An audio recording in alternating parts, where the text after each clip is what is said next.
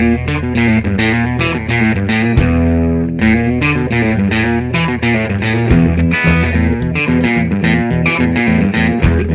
a todos e benvidos un día máis a Cotío. Como xa sabedes, o noso espazo de entrevistas en Badal Televisión. Hoxe está con nós Xulio do Barro, veciño do Irixo, de Saavedra, en Dadín, e ademais tamén profesor xubilado. Hoxe está aquí para falarnos do libro que presentou no mes de decembro, o Irixo Patrimonio Cultural, de como naceu esta iniciativa e do que podemos atopar nesta obra. Que tal, Xulio? Como estás? Ola, bo día, aínda que algo fresco. Sí, últimamente sí. Contanos, sabemos que esta obra de recente creación, presentada, como xa dixen, no mes de decembro, foi unha iniciativa que tiveches en colaboración co anterior alcalde do Irixo. Contanos un pouco como naceu, como foi esa idea principal. Pois ben, a idea nace un pouco da necesidade de normalizar a toponimia do concello do Irixo, en particular a toponimia maior, é dicir, os nomes dos lugares. Eu evito decir o de aldea porque ten unha connotación despectiva e eu, sempre que me refira a núcleos de poboación, falarei de lugares ou de parroquias. Ben, entón, de alguma maneira se desprende xa da propia portada, a intención do libro, non? É dicir, aquí aparecen unha serie de rotuladores da sinaléctica do concello de bastantes lugares do Irixo, non? Entón, pois, observamos detalles como, por exemplo, este, non? Que está posto con moita intención, onde aquí hai un indicador que pon cuncieiro, e hai outro en riba que pon o coucieiro, para referirse ao mesmo lugar.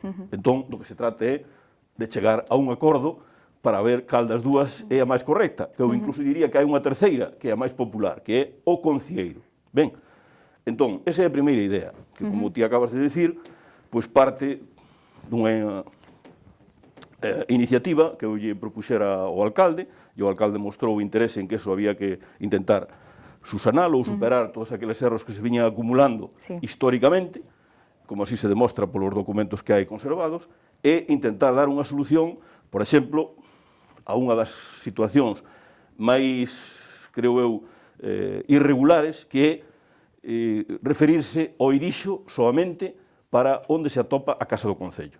É dicir, o Irixo é todo. E non pode aparecer un indicador no medio de calquera parroquia que poña o Irixo, porque ele está no Irixo. Me entendes? E entón, do que se trata é de susanar ou corrixir esas lagoas. De tal maneira que as laxas son un núcleo de poboación perfectamente diferenciado pola poboación, polos veciños, que pertence á parroquia de Dadín, San Pedro de Dadín. Mentres que a ponte, que é onde se atopa a Casa do Concello, pertence á parroquia do Campo. Que se está sucedendo? Pois que actualmente estáse considerando como núcleo de poboación o Irixo para referirse á ponte e ao campo, sendo lugares de dúas parroquias diferentes, o cal habería que correxir, porque as laxas ten a súa identidade, o campo ten a súa identidade. Perdón, a ponte ten a súa identidade. Logo, a maiores diso, pois hai algunhas lagoas que non son tampouco moi graves, pero que sí, despois de, desde o ano 1983, que se publicou a Lei de Normalización Lingüística, parece que xa vai sendo horas de que isto se normalice o mellor posible, non? Entón, pois hai lagoas pequenas, pero que son lagoas, non? Pois, por exemplo, se vemos aquí na portada, Laíña, pois non é Laíña a secas, da mesma maneira que o Carballiño non é Carballiño a secas, nin Irixo é Irixo a secas. Entón, se é o Carballiño, pois tamén é a Laíña, non é Laíña a secas. E quen di iso, pois outros moitos que hai por aquí, non? Non sei se aquí aparece algún, pero, por exemplo, un caso moi lamentable, que non se sabe moi ben por qué. Se vos fixades aquí, este é un indicador que aparece nun lugar que ten moita relevancia históricamente, porque foi un punto de encontro moi importante, que foi o Tellado, porque ali se celebraba unha feira a que concorría moita xente da comarca, non? Entón, pois, aquí no Tellado aparece este indicador, non? Onde aparece o Tellado, que é a propia localidade, o Outeiro. Que sucede? Que o Outeiro, aquí aparece solamente un outeiro, pero, sin embargo, a nivel oficial todavía sigue constando o outeiro de arriba e o outeiro de abaixo. Quizá, no seu momento, tiña sentido que existise esa distinción, porque a poboación era moi superior ao que hai na actualidade. Entón, quizá nese momento tiña sentido o de manter esa diferenciación entre o outeiro de arriba e o outeiro de abaixo. Na actualidade, entendo eu que non o ten. Sin embargo, o Carballal, que si aparece aquí neste indicador, non consta para nada en ningún documento oficial. E, sin embargo, é un lugar como calquera outro que todo o mundo se refire para ir ao Carballal, todo o mundo di o Carballal. Entende? Bueno, poderíamos seguir poñendo moitos exemplos así, pero por destacar algún. Non? Entón, esa foi a primeira idea, é dicir, o título, pois sabes que Patrimonio Cultural é un título moi ambicioso porque dentro do patrimonio pois inclúese todo. Sí. Entendes? Entón, aquí, cando falamos de patrimonio, pois referimos ao patrimonio inmaterial, incluso patrimonio vegetal ou medioambiental, que tamén hai unha pequena referencia a él, non? E iso con respecto á parte de toponimia. Logo despois, como me parecía pois un pouco pobre, falando ou pensando nunha publicación, pois pareceume que había que ampliar o campo, non? E por iso me adiquei a organizar ou ordenar todo aquilo que pudera ser susceptible de incluir como patrimonio. Tanto patrimonio arqueolóxico como patrimonio vegetal. Non aí en detalle, porque é imposible, porque senón, en vez de estar facendo un pequeno ensayo ou traballo sobre o irixo, teríamos que estar pensando nunha enciclopedia, cousa que non é. Non? Entón, bueno, pois, eu que sei, pois, en fin, aquí xa digo, a portada e a contraportada xa te podes facer unha idea ou composición de por onde vai o conxunto do libro, non? E despois, se queres, eu podo explicar un pouco máis a fondo, se queres, o libro da seguinte maneira. Vamos a ver. Aquí hai unha presentación miña con dous datos biográficos, porque a miña humildade non me permite falar de títulos, porque non os teño, nin os quero, non? Entón, pois, limítome a indicar onde nacín e incluso alguén, nalgúna publicación que vos fixestes, eu poñía que era natural de Casares do Campo e de Saavedra de Dadín. Sí. Ben, entón, a razón é sinxela, porque a miña nai é de Casares do Campo e o meu pai é de Saavedra de Dadín. Entón, sempre me sentín da cabalo entre os dous lugares, de tal maneira que eu me considero natural dos dous lugares, non? Esa é un pouco a explicación. Logo despois, pois, eu son un pouco fillo da emigración masiva deses anos terribles para o Concello, polo despoboamento que se produciu, pero, por outro lado, pois, que, de alguma maneira, pois, de non ser tamén pola emigración, probablemente, moitos dos que conseguimos sair, digamos, da contorna do Concello, pois, estaríamos abocados a outra traxectoria, a outra evolución ou a outra situación, non? Logo despois, pois, comento tamén moi brevemente o meu paso pola cidade de Ourense e logo pola cidade de Santiago, pola universidade, como era entón, non? Porque non había a diversidade que hai agora de campus, de Lugo, de Vigo, de Ourense, etc., non?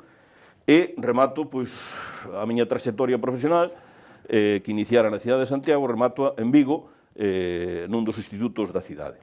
Esa é un pouco a miña traxectoria ou a miña biografía. Logo despois, con respecto ao libro, que ten, ademais, unha intención didáctica ou pedagóxica, e, sobre todo, tendo en conta a necesidade de normalizar estes lugares, eu rescato aquí algúns que xa están prácticamente fosilizados ou casi mortos, non? Casi desaparecidos da toponimia do Concello. E quero, pois, de alguma maneira, que quede constancia que no ano 2020 aínda temos referencias destes lugares que xa prácticamente non constan en ningún lugar, solamente como topónimos, pois, mortos ou desaparecidos ou case esquecidos, prácticamente, non? Por iso acompaño este mapa, que pode servir un pouco de síntese ou resumo do que, de alguma maneira, se pretende acadar. Logo, despois, ao final, tamén reservo un espazo para aquelas persoas que queiran incorporar a súa información e que ya queiran deixar para os herdeiros, non? É dicir, porque eu trato de incluir todo aquilo que, de alguma maneira, recolla a palabra o irixo, aquí. Pero supoño que hai, é certo, que quedan moitas cousas ainda por facer, non? Entón, por eso lle deixo aquí un pouco liberdade ao posible lector para que el, pois, deixe constancia aí tamén da súa impronta ou da súa aportación ao traballo. E se algún día temos a oportunidade de contrastala con algúns lectores, pois, ben vida será, incluso poderá ser incorporada ou modificada nunha posible segunda edición, reedición, ou non sei. En fin, eso é un pouco así en conxunto ao libro. O libro. Bueno, non sei se pois un pouco a futuro despois deste análise de algúns erros pois que vemos, por exemplo, neses cartéis xunto coa administración ou co Concello, non sei se tedes pensado pois realizar algún trámite para poder solucionalos ou modificar un pouco pois como se chegou ata eses erros e cambialos a día de hoxe, por exemplo. Vamos a ver, eu creo que hai boa intención por parte do Concello, pero iso ten que ser sometido a uns trámites, digamos, que están establecidos pola Xunta de Galicia. E hai unha comisión de toponimia da Real Academia Galega que é a que supervisa ou decide, en última instancia, os resultados a considerar, non? Entón, iso, pois, eu espero que máis pronto que tarde se poida facer, pero, como en case todo isto pasa, pois as cousas de Palacio van despacio, non? Pero eu creo que hai boa intención por parte do Concello, en ese sentido, espero que, na medida do posible, se subsanen, polo menos, aqueles que sexan máis relevantes, por decir de alguma maneira, non? Máis destacados, sí. E iso é un pouco a fase na que nos atopamos. Bueno, sabemos que pois a realización desta obra pois foi de meses, bueno, anos poderíamos decir tamén, non? Sí. Bueno, contanos un pouco pois como foi esa elaboración, non sei se te topaches con dificultades, se ti xa coñecías todas esas zonas ou pois tamén hai unha labor pois de documentación e investigación detrás importante, imagino, non? O libro inclúe un prólogo dunha das persoas que neste momento pois, pode ser unha das máis cualificadas no ámbito da toponimia galega, que é Gonzalo Navaza, que ademais é profesor actualmente na Universidade de Vigo, pero de alguma maneira está vinculado á comarca de xeito indirecto pola familia, e el é de Lalín, co cal, pois, bueno, el foi unha persoa clave para axudarme a min a abrirme un pouco horizontes, porque eu, aínda que son licenciado en Filoloxía Románica, a miña actividade desenrolouse fundamentalmente como docente. Entón, bueno, pois a docencia exixe uns requisitos que inclúen a toponimia, pero non o grao de detalle que se pretendía chegar aquí, non? Entón, cando Gonzalo Navaza se brindou a orientarme e a facilitarme un pouco a tarefa nese sentido, pois para min foi unha axuda fundamental, non? E por iso eu teño moito que agradecer a él na medida en que me abriu novos referentes ou novos horizontes para que a obra, de ser moito máis sinxela, pois chegase a ser ou a ter un certo grau de complexidade. Vale. E logo despois, como se poderá ver, tamén o libro pretende ser moi visual e moi lexible. Daí o tamaño da letra e daí o número de ilustracións ou fotografías que aparecen ao longo del. Teño que decir que a fotografía non é de ningún especialista, nin de ningún fotógrafo experto. A fotografía é miña, entón eu nunca me dediquei á fotografía, senón simplemente que me dediquei a ter pois imaxes que a mí me resultaban ilustrativas do que eu quería representar. E entón, quizá, para eu poder obter todas estas fotografías da man dun experto ou dun fotógrafo, pois sería un traballo ímprobo, porque teria que acompañalo eu, e ao mellor el me diría, pois mira, isto non me gusta, ou isto non é así, ou isto non é... Pero eu, como é un libro meu, con todas as axudas que recibín, pois a fotografía tamén é miña e non ten un grau, digamos, de calidade que ao mellor é a esperable ou a que se pode esperar nun libro, pero, como digo, é miña, e nese sentido, pois asumo os erros e os acertos que tive nela, non? Porque, se digo, sobre todo, pois hai lugares, espazos que pois pasarán desapercibidos para moito, sobre todo para persoas que sexan alleas ao Concello, que non teñen ningún significado. É dicir, vamos a ver, eu, por exemplo, agora, casualmente, aquí aparece na página 157, na 156 157, que están centradas no lugar do tellado. Entón, ainda falta aquí algunha que podría estar máis, non? Que é unha capela que hai nese lugar. Pois ben, aparece un pendello malamente restaurado do que era os antigos pendellos da feira, sabes? A dereita aparece unha casa familiar que pertenceu a unha familia chamada de Casimiro, eran coñecidos así pola cabeza, pero alguén dirá, bueno, pois esa casa non ten nada de particular, pero no pé de foto pon Casa de Casimiro, punto.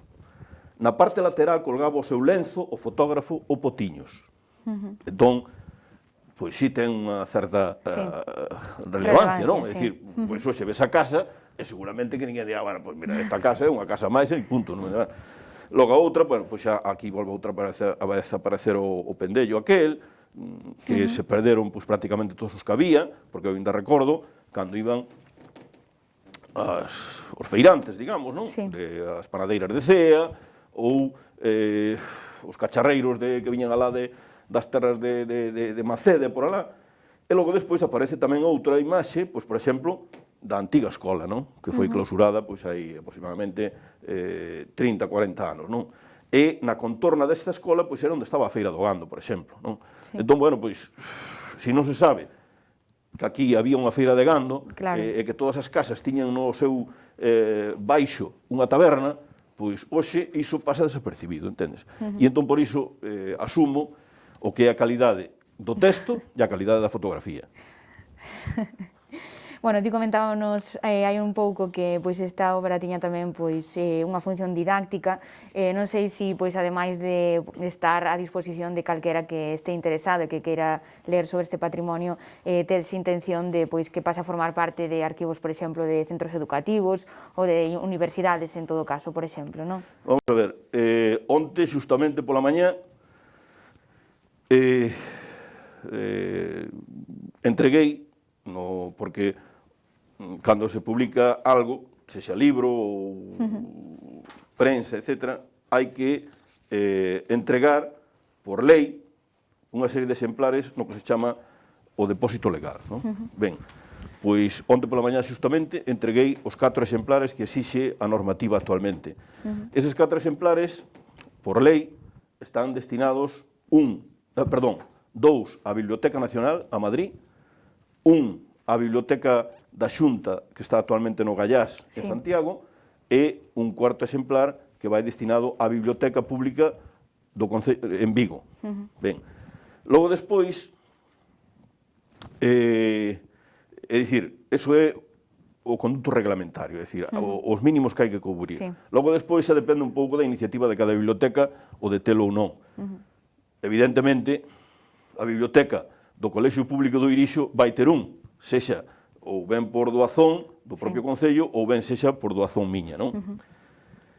E que che podo decir respecto diso? Pois que, desde o punto de vista didáctico, onte xustamente estuven falando co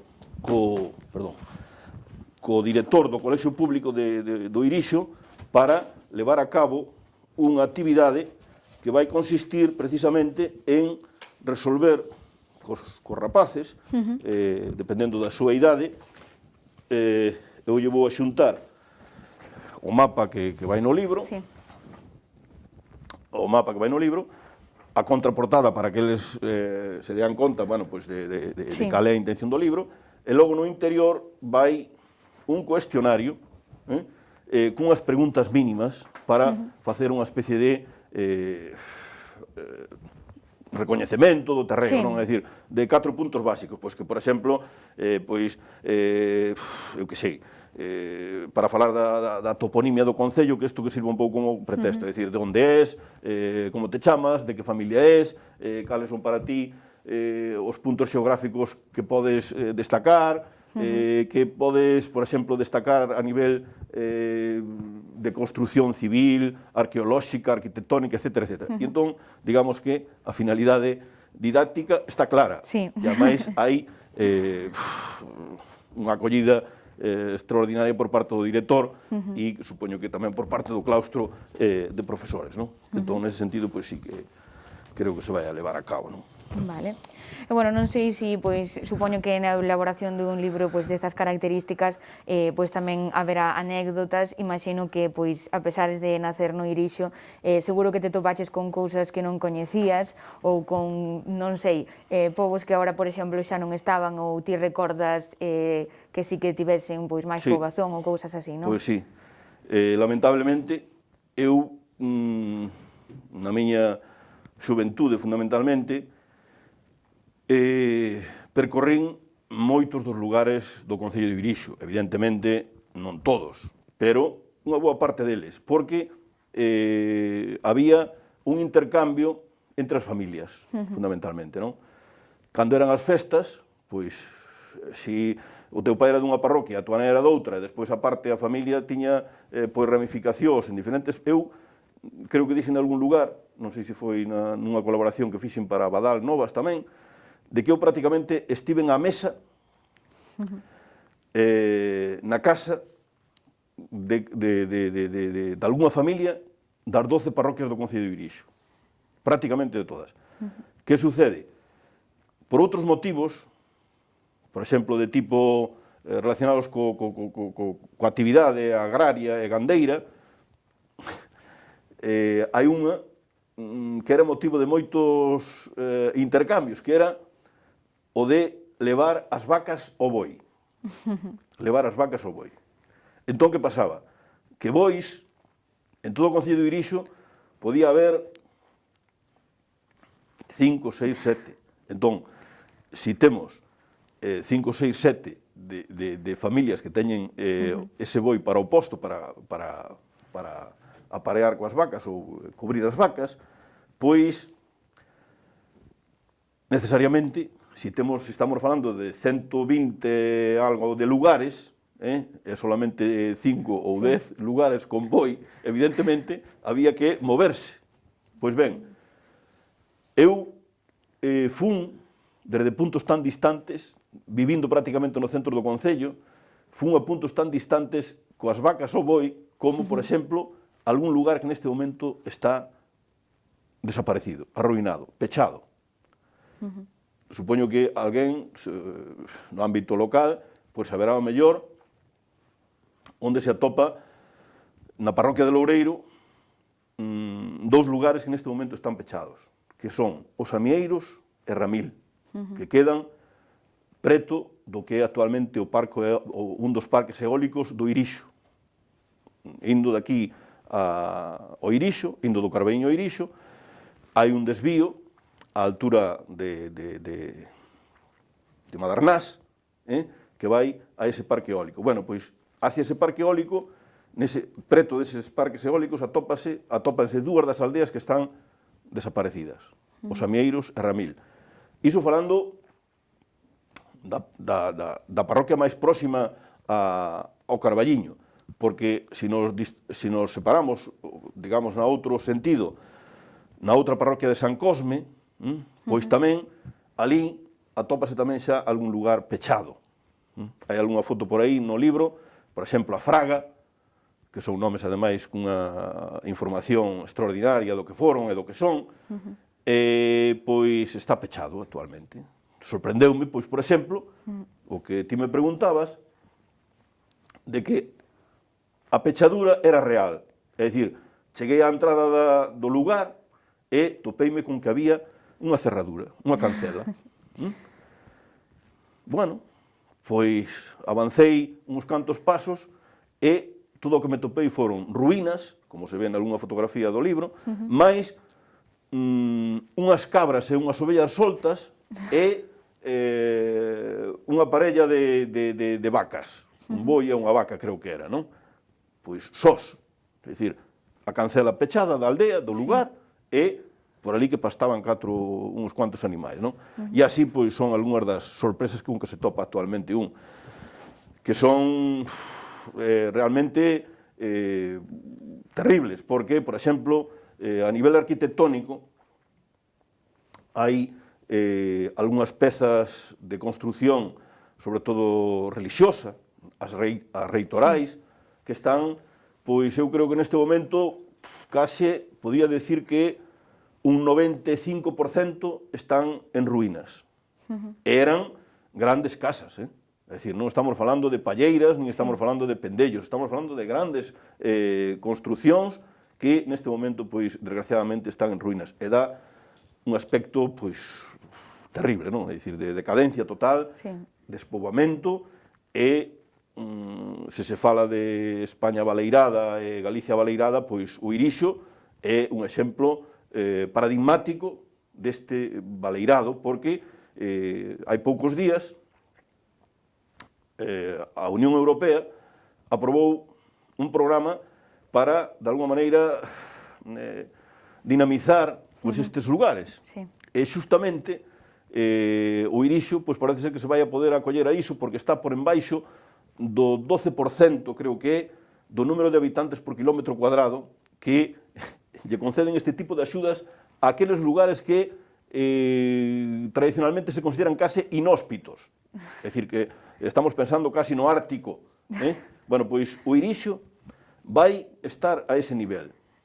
Entón, con iso xa digo que é un dato pois bastante contundente. En relación con iso, pois hai unha situación que vimos arrastrando e que non ten visos de repararse, que é o tema da propiedade da terra. A propiedade da terra, seguimos nun minifundismo terrible que impide que se desenvolva mínimamente o sector agrícola e o sector gandeiro. Houve un proxecto nos anos 60, no que prácticamente estaba xa concluída a concentración parcelaria de dúas parroquias, a parroquia de do Campo e a parroquia de San Cosme, onde, na prensa da época, o 7 de maio de 1965, decía o seguinte: la concentración, un hecho en Galicia. E dice, en la provincia de Orense y perteneciente al Ayuntamiento de Irijo, se hallan Santa María del Campo y San Cosme de Cusanca, que en su conjunto forman una zona de extensión relativamente grande, muy parcelada y con una población diseminada en 35 lugares. Esto era o Campo e San Cosme. 18 de los cuales son de Santa María del Campo y los 17 que restan de San Cosme de Cusanca. E dice, la superficie que abarca el conjunto de la zona es de 550 hectáreas, era o que se iba a concentrar, repartidos entre 450 dueños en 14.000 parcelas, siendo el número medio de estas por dueño de 31 y la superficie media de cada parcela de 0,04 hectáreas. Bueno, pois isto era o que estaba prácticamente feito, o proxecto de concentración parcelaria era o que prácticamente estaba feito, xa te digo, no ano 64-65. Lamentablemente, en contra do que pudera ser un revulsivo para a dinamización da contorna do Irixo, sobre todo destas dúas parroquias, pois, porque había indicios de injustizas, de manipulación, de que certas familias pois intentaban influir ou caciquear, entón, pois ante o malestar que podía estar xustificado, pois a xente levantouse e co apoio incluso, creo que desacertado naquel momento, do cura da parroquia, don David Ureña, pois conseguiron bloquear a concentración parcelaria. E iso que supuxo? Pois que aí quedou. E leva así, pois 40, uns casi 60 anos sin poder levarse a cabo. E ademais, non só iso, senón que gracias a esta iniciativa de concentración parcelaria que nos chegou a executar, fíxose o trazado das pistas que comunican os lugares destas dúas parroquias. Porque de non ser por iso, porque as pistas non eran para que pasasen coches, as pistas eran para que pasasen tractores. Entendes? Porque eran, digamos, as parcelas que iban facer en función do trazado das pistas, non para que circularan coches nin... Bueno, o sea, podían circular coches tamén, pero a intención era que o trazado das pistas para que poderan facerse as fincas e as parcelas correspondentes ao resultado deso, non?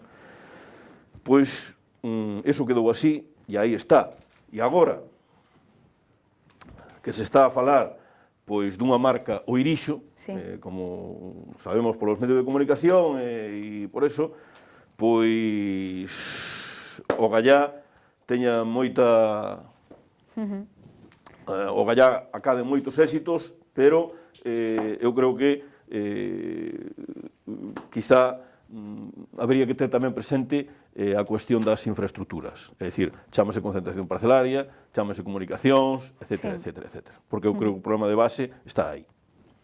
Seguramente sí, pero bueno, seguramente sai adiante e ten moita sorte esta iniciativa.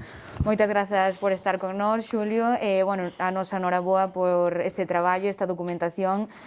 Seguro pois que co paso do tempo se poden modificar esos pequenos erros de toponimia que hai existentes, non? Bueno, non, simplemente quería indicarvos dúas palabras máis, se terminamos, que é que, como tradicionalmente era na celebración das festas patronais, normalmente facíase o traspaso da responsabilidade de organizar a festa do ano seguinte na do ano anterior, non? E entonces, eso era poñerlle o ramo á festa e que o do ano seguinte se responsabilizase deso. Pois ben, eu, cando estaba en fase de maquetación e de elaboración do libro, pois ocorreuseme incluso facer un poema dedicado a cada unha das parroquias. Entón, estas estrofas aparecen casi no final do libro, e se titula precisamente Ramo para unha dúcia de parroquias, non? Onde eu expreso, desde un punto de vista máis subxetivo, pois aquilo que eu considero que é máis relevante de cada unha desas 12 parroquias. Logo, despois, inclúyese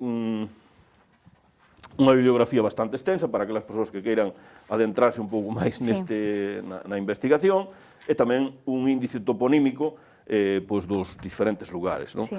E, bueno, hai moitas máis cousas, pero evidentemente non é este o momento para seguir falando delas, pero sí creo que pode ter algún interese, polo menos, para aquelas persoas que queiran achegarse ao coñecemento do Concello.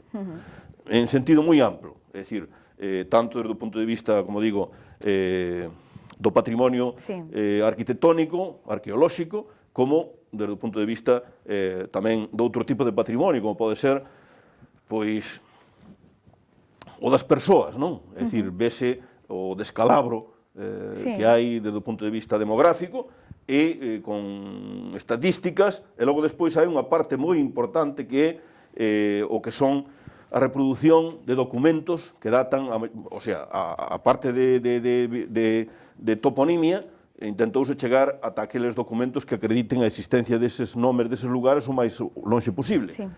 Pero logo despois hai unha parte moi importante que son documentos que datan fundamentalmente de mediados do século XVIII, que son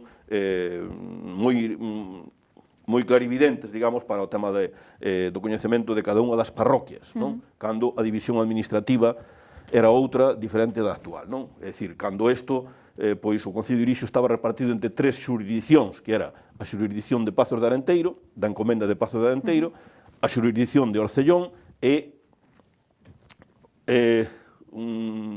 unha situación especial que é a de Corneda, que era o couto de Corneda, a parte, non? Logo despois hai tamén unha reproducción facsímil dun dicionario que se chama o coñecido como Dicionario Madó, onde pois se reproduce o que no ano 1850 era a información que había de cada unha das parroquias, non? É unha información moi curiosa polas definicións que dá, non? Onde se pode ver, pois, que a situación a mediados do século XIX. Logo, pois, hai algunhas cousas máis ben, pois, casi, podríamos decir, anecdóticas, e logo, pois, de certa relevancia, pois, como foi, por exemplo, o trazado do ferrocarril, non? É dicir, inaugurouse no ano 1958, xuntamente co trazado, bueno, coa estación do Carballiño, a estación do Irixo, etc., e que supuxo, pois, un foco moi importante de man de obra, pero tamén de conflitos e, sobre todo, de consecuencias moi graves, porque a construción do túnel que conecta o Concello de Irixo co Concello de Lalín, o túnel de San Corme, popularmente coñecido así, ocasionou a morte de moitas persoas. E, de feito, unha boa parte das familias da parroquia de San Cosme estuveron afectadas pola morte de moitos homes que traballaron nese túnel. E así sucesivamente, poderíamos seguir falando moito, pero non creo que sea o caso. E se me corresponde a min pechar isto, pois teño que agradecervos a vos e, en xeral, ás persoas que traballades para Badal Novas pola difusión do traballo e pola presenza, digamos, no medio cultural no que vos movedes. Así que agradecidos profundamente e que sigades co traballo como vendes facendo. Moitas grazas por estar con nós, Xulio, por as túas palabras. Pois nada. E, bueno, os nosos espectadores tamén moitas grazas por estar con nós e vémonos un día máis en Acotío.